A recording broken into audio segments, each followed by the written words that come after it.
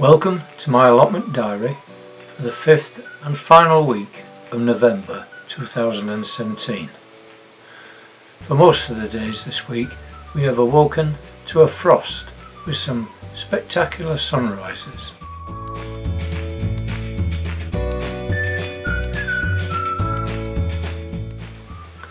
I mentioned in my last video that rain was forecast for Monday and then a bout of cold weather, so a target was set for Sunday to complete the path up to the fruit cage, and with the arrival of rain commence the potting bench in the shed.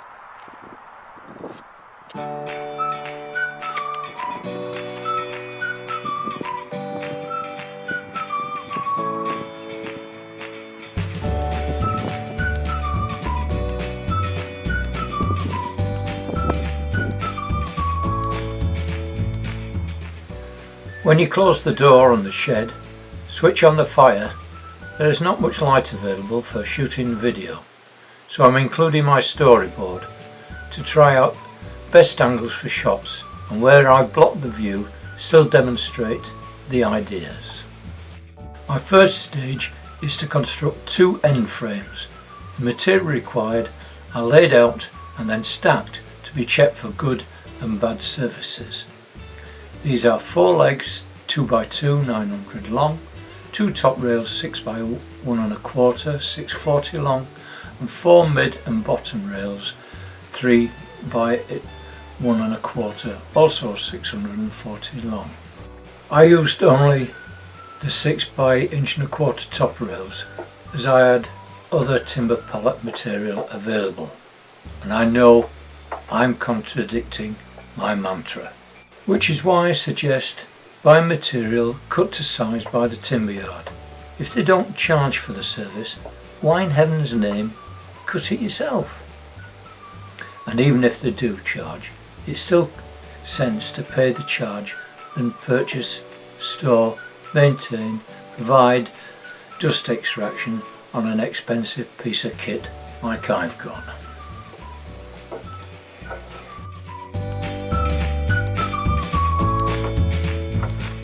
It's not essential, but it's good practice when selecting the best or worst faces to mark them. This is the convention of marking I use. You can use whatever you are comfortable with. The rules are, like faces are put together, place the stock of a square on the marked surface, and this solves which is left or right hand and reduces discrepancies in squaring. Whatever size of stock used, place this on the selected piece and mark. Repeat at the other end. I am using a middle shelf, so I also mark the thickness of the shelf material and split the difference and mark.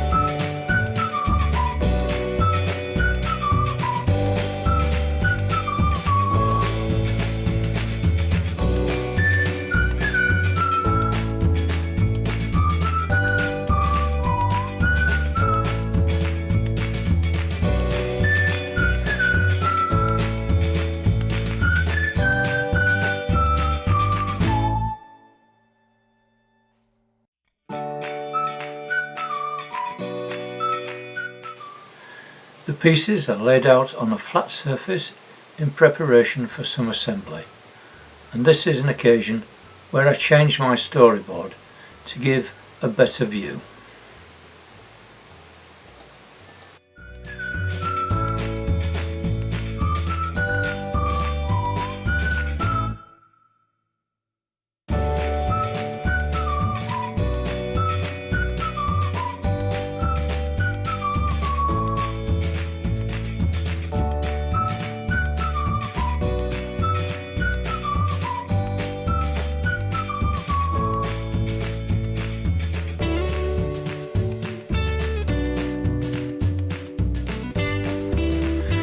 To give some idea where the pocket holes are, pencil marks can be helpful, and as the work progresses, these can be positioned by eye.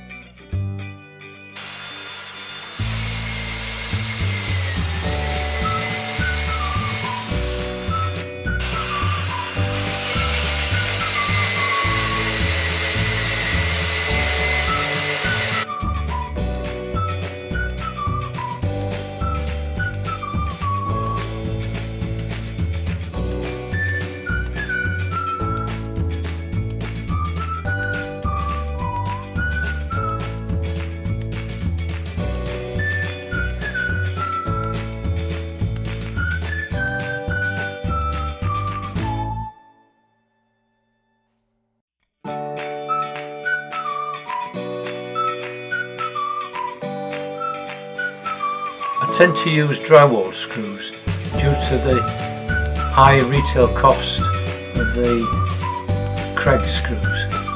But on browsing eBay, I found a supplier selling these at half the cost for double the quantity with the next day delivery.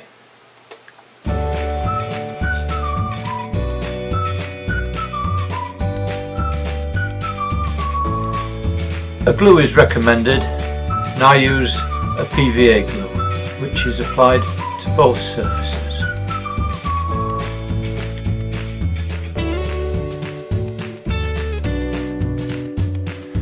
In go the screws using the specialist square ended bit.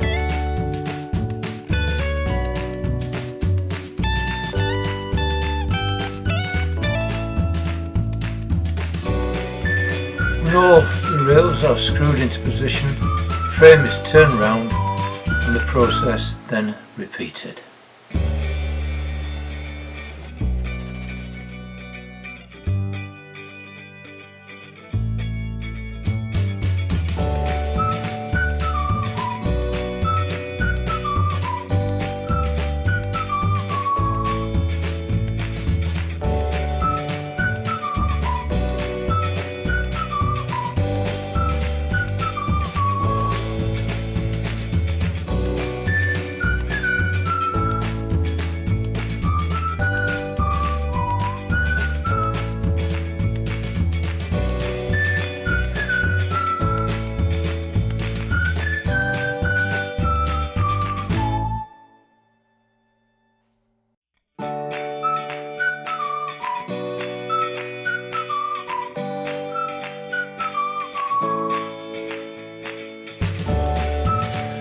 Frame is taken off the bench and the second frame is put together in exactly the same way. The directions on the glue bottle say cleaning up can take place after 2 hours, but in my opinion, for what it's worth, is to clean up and sand the frames after leaving them overnight. A judgment on the success of the joints can't be made until the frames are cleaned up and sanded.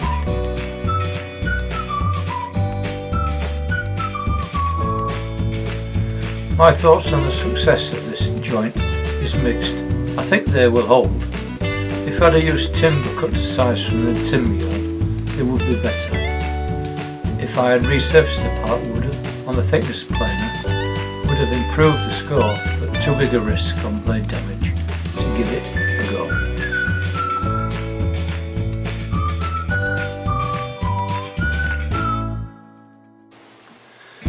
scoring was a bit like Strictly Come Dancing, or Dancing with the Stars, especially when one of them scored a 7.